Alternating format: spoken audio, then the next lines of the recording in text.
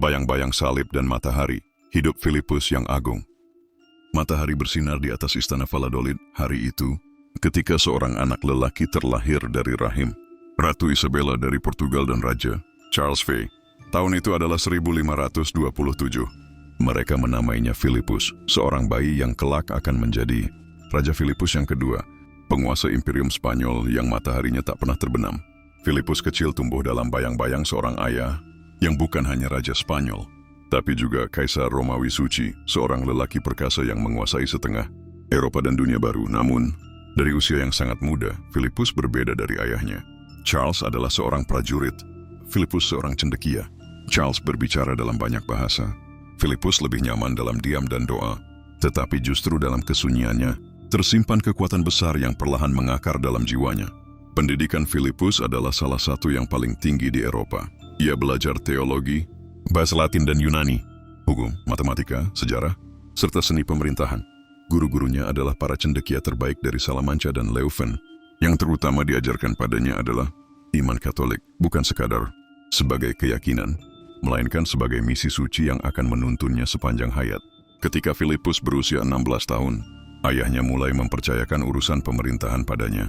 Ia diangkat sebagai Regent Spanyol pada usia muda, dan segera terbukti sebagai administrator ulung.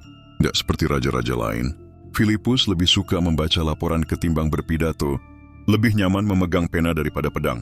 Tapi jangan keliru, Filipus tahu bahwa pena bisa lebih tajam dari pedang. Pada usia 29, tahun 1556, Filipus menjadi raja Spanyol sepenuhnya setelah ayahnya turun takhta dan pensiun ke sebuah biara.